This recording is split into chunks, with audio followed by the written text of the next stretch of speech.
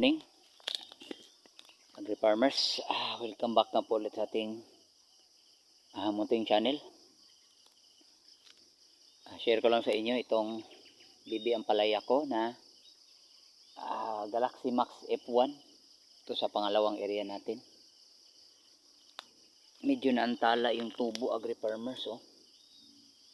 1 month na siya, nasa kalahating twine pa. Dapat sana nandito na to, kaya lang 2 linggo yung init simula nang nag-direct sowing tayo. So ngayon, thank you Lord, kasi inulan na tayo. Malawak itong area na ito, Agri-Farmers. Layo dun sa dulo, hanggang dun. So mga 9, 10, 11 rows ito lahat, at saka matataas hanggang sa malapit na tayo sa daan ito banda. Dati kasi yung ampalaya natin doon, hanggang dyan lang tayo sa kable na yan. Ngayon dito sa panibagong area, yung 2 lata to, 150 grams tong tinanim natin. Wala nang Galaxy F1, so stick na lang tayo sa Galaxy Max. Try lang natin kung sana maging okay lahat. Ito yung itsura ng ating talbos hanggang sa baba. Napansin nyo, Agri-Farmers, nag-pruning tayo dito. Lahat dito tinanggal natin. Doon na tayo, dito na tayo magpasanga, lampas twine hanggang sa taas. So mga pinakataas siguro 8 or 6 na sangalan dito, akit na lahat. Kasi na-experience natin sa dating ampalaya, sobrang dami yung bunga, sobrang kapal din ng ating ampalaya. So yun, tendency 4 months pa lang bumagsak, kasi nga hindi na ganito. Ngayon upgrade tayo. Pansin nyo, kawayan na to, nakabaon. So ang kawayan na to ay ito yung pinakauna, para mas matigas, matagal kaya niyang buhatin yung mga bunga sa taas. At dito rin sa taas kontrolado na natin yung mga sanga. So dito na tayo pabunga sa taas. Yung mga ganito, tanggalin ito, itong mga sanga na to, wala, pruning to. So dito na talaga tayo sa bandang pangalawang twine hanggang sa pag-akyat. So wala pa tayong building dito, focus pa lang tayo dito kasi kiniklear pa namin yung una nating area doon. Taniman natin ng pipino pang December. So diskarte na tayo, Agri-Farmers. So nakikita nyo, may nag-clearing kami yung mga poste doon, inuling na namin. Ito, lumampas na sa twine. So dito na tayo pasanga. Yan, umpisa na tayo sa sanga dito. Yung mga bunga dito sa baba, tinanggal natin. Tayong pabunga dyan kasi maantala yung paglaki. Arangkada pa lang. Ito, okay na to. Kasi yung bunga dito sa baba, mga 2 or 3 siguro, tinanggal ko yun lahat. So, dyan tayo pabunga sa taas. At alaga-alagaan lang. Mas malaki ito, Agri-Farmers. So mga 3 beses siguro yung unang area natin. At saka yung planting distance, may advantage na. 1.3 to 1.4 meters na tayo.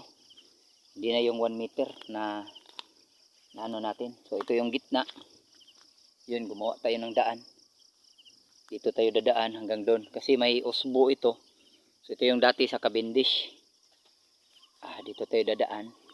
So yun lang. Yun lang masishare ko.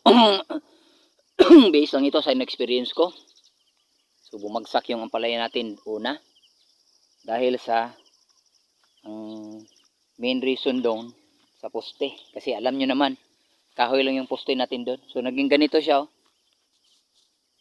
So bumagsak. Iba na kasi ngayon kasi kawayan na tayo. Yan, mga malalaking kawayan. Guod yan, sa Bisaya pa. Yun, ganito kalawak yung tabla. 6 meters or to 7 meters. Malawak-lawak dito ng konti, Agri-Farmers, kaysa kabila. Yung ampalaya natin doon, oh. Maakyat na.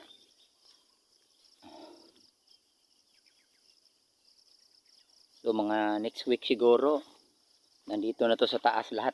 So prepare na tayo ng ating building, upgrade na din tayo kasi makatali tayo dito, agri-farmers. So laking tulong tong usbo. Kasi mahihila talaga natin.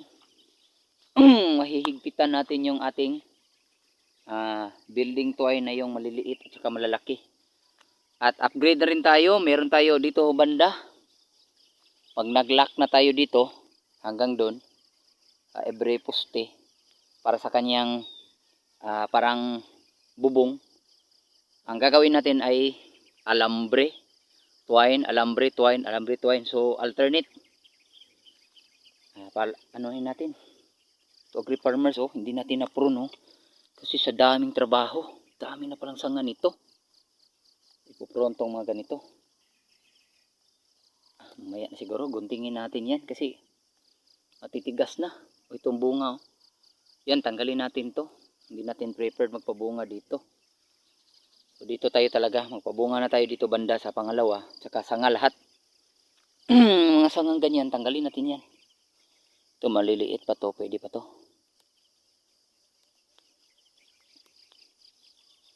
Ano talaga,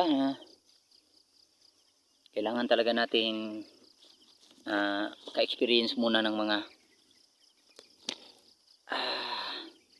matitindi kapag nag-farming tayo. Lalo na itong ampalaya.